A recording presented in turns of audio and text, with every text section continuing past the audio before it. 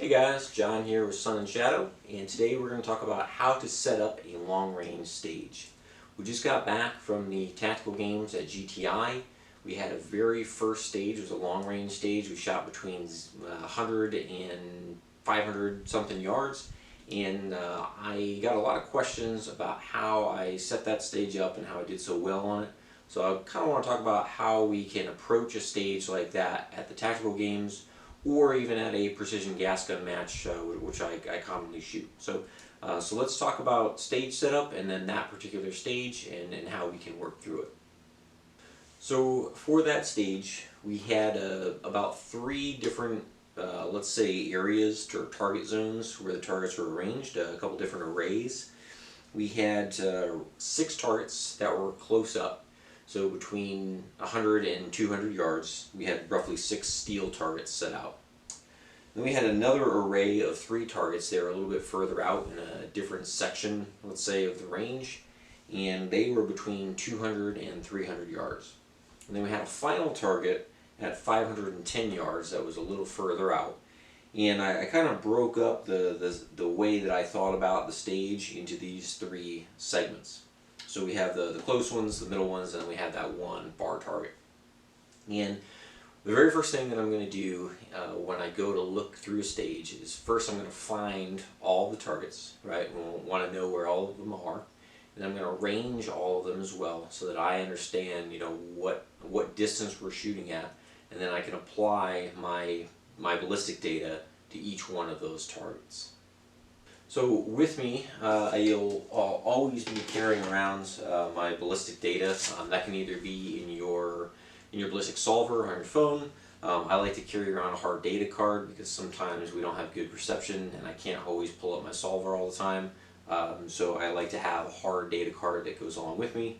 And what I'll do is I'll draw my stage out, like right here on my arm board, and then I can write down all the ranges. And then I can find my dope and I can put my data right up front so that I can see my data for all of the targets out there. After I do all that, if I haven't done it already, I might pull my rifle out and I'll actually try to get a sight picture on those targets.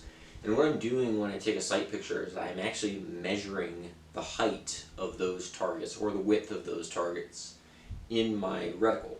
So when we looked through my rifle scope and I saw all the targets out there, what I was doing was I was measuring the height of those targets.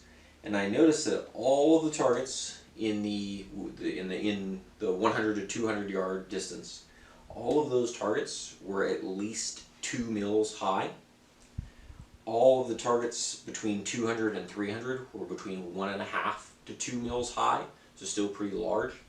And then this final target at 500 yards was exactly 1 mil tall when I went to measure it. So we've got 2 mils, 1.5 to 2 mils, and then 1 mil tall. So of course they get smaller the further that you go out, which you'd expect. But I like to know those heights. And that comes in when I start to plan my shots and plan my dope and my holdovers. So now that we've got our ranges to the target and the height of the target, we can start to plan our holdovers. I would not dial for each single one of these targets, right? You're just wasting time, so we want to be able to know how to do a holdover for each of these targets. So what I like to do is I like to eliminate the number of holds that I have to remember. So the way that I had split these zones up, the target zones, is we end up in a position with our data that we really don't have to remember that many holds. So for example, these targets between 100 and 200 yards, I have 100 yard 0 on my gun, and I can really just hold dead center on my reticle on the target, and I can get an impact because those targets are so tall. So at 200 yards, for example, my holdover is only 0.5 mil, and all of these targets were 2 mils tall. And what that means is that I can just hold in the center for every single target, and I'll still get an impact. I might be in the center of the target. I might be hitting near the bottom of those slightly further targets. They're about 180 yards, let's say.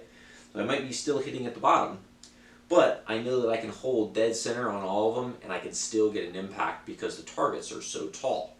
So for this array down here, I just put the reticle in the center of the target, pulled the trigger, and I was able to get an impact. So that hold for all 6 of these targets was just 0, just right on the center of the target. So for this next middle array, we're kind of doing the same thing. We're looking to find a hold that can satisfy all 3 of these targets. The closer target was at 215, and the farther targets were a little less than 300. I think they were about 275 or 280, somewhere around there. And what I found in my ballistic data was that for every single one of those targets, I could just hold 1 mil in the center of each target, and I would still be able to get an impact. So we did the same thing down here. We're looking for a hold that will satisfy the distance and will also satisfy the height of the targets. So for this one down here, this one was about 215, I think. And if you hold at 1 mil right in the center of that target, you'd expect the impact to be a little bit high, but you'd still be on the target. And then for these 2 out here, we were pretty much spot on. So 1 mil was going to get us a center hit on those 2 plates. And then lastly, out of 500, we found that I needed a hold of 4. So a 4 mil hold would get me right about dead center on that 500-yard shot. So what I've done as I set up my holds is now I only have 3 holds that I have to remember, and I've broken them out into these zones, the target zones, where we're shooting. So I've got a hold of 0 for the close targets, a hold of 1 for the middle targets, and a hold of 4 for that very last target. So the next couple things that we're going to do as far as stage planning goes is we are going to decide which order we're going to shoot the targets in, and then we're going to also decide which position we're going to shoot from. I like to work from left to right when I'm shooting at targets, and I wanted to break them into these different zones. So what I ended up doing was shooting left to right on the closer targets, and then when I moved up, I decided to change that, and I would do near to far. So I would do the closest target at 215, then the next target was at 275, and then the furthest target was at 280. So we kind of went left to right here, and then near to far, all the way back on the rest of the targets. So part of the planning process is choosing which position you're going to start in. And we were on top of a roof like 5 stories up or something like that. We were told that we had to shoot off a ledge with the muzzle forward of the ledge, and the ledge was about 12 to 18 inches high, something like that. Prone was not really an option. If you got down prone, you wouldn't be able to see over the ledge. So we had to choose something a little bit more elevated. And I saw a lot of people had chosen the sitting position. Sitting is really not a position that I prefer. I really actually don't like the sitting position for very many things. Sitting is something that you would choose if you're going to be in a fixed position for a long time, and you have the ability to control the height of where your rifle is mounted. So since like a tripod or something like that. So since we had to shoot off of a ledge, when you get into the sitting position, especially in the tactical games, you've got a vest on, so like you're kind of crunched up in the sitting position. It makes it hard to breathe, hard to get a good mount of the rifle on your shoulder in that sitting position. You don't have the ability to control the height of the rifle, so wherever the rifle is laying on that ledge, like you just kind of have to get your body into that position. So it's not super great. And then finally, if you'll think about it a little bit, the sitting position is a lot slower to get into and out of than, like, say, a double kneeling position. So I did not do sitting. I opted instead to do a double kneeling position. And in double kneeling, you can control the height of your body, which means you can control the interaction of the rifle on your body a lot easier than if you were in the sitting position. So I choose to go double kneeling for the most part. I really don't care for sitting in precision gas gun shooting. Alright, so we have a stage plan in place. We've discussed with the RO which order we're going to shoot the targets in. Now it's time to shoot the stage. So as soon as that buzzer goes off, I have my eyes already on the very first target. So I'm looking at that target when I go to set my body position up, and I get into the double kneeling, set the rifle on the ledge. I've already got that rifle pointed at the target, so as soon as I come down into the scope, I'm already on that target and I can break the first shot. One thing that you'll find in precision gas gun is you've always got to find little ways to pull time out. And one of the ways that I can do that is by not waiting for the RO or the spotter to call a hit before I start moving to the other target. So on those close targets, they're 2 mils tall, they're actually pretty big targets.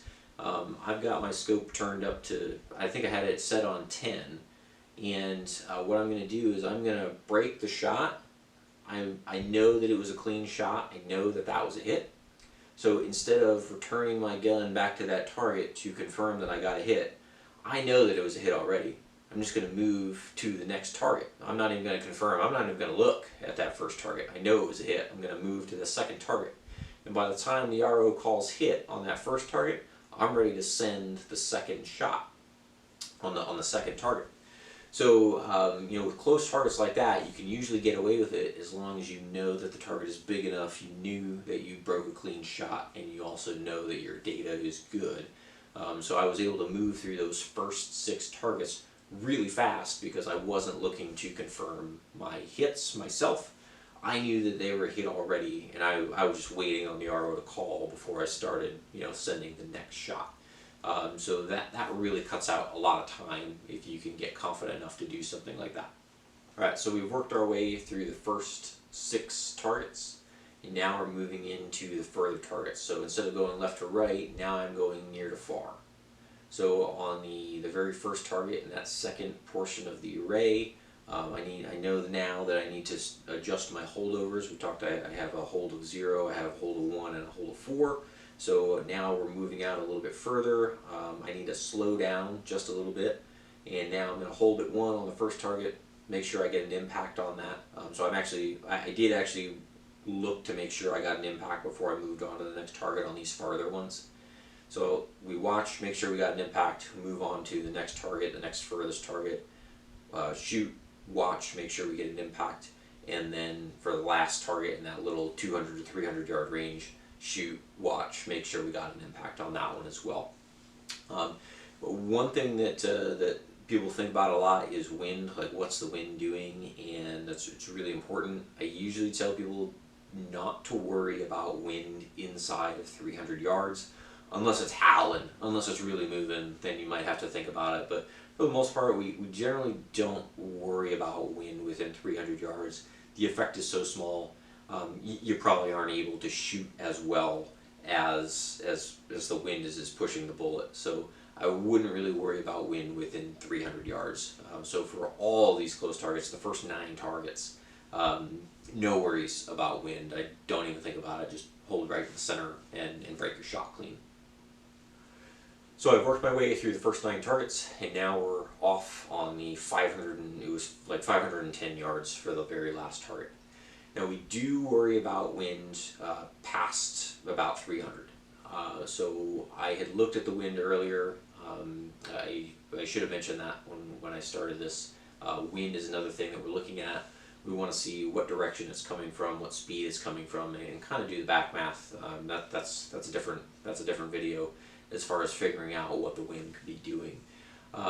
So I had looked at the wind. It was kind of halving at us, like towards us a little bit, and I decided that it wasn't moving super fast. It was maybe about 7 miles an hour. It was kind of halving at us. I decided to apply about a half value to it. So we end up being about 70% of 6 to 7 miles an hour. Ended up being about a 0.6 mil hold to the right hand side of the target. So on the 500 yard shot, the furthest shot, again we're going to slow down even more than we had before.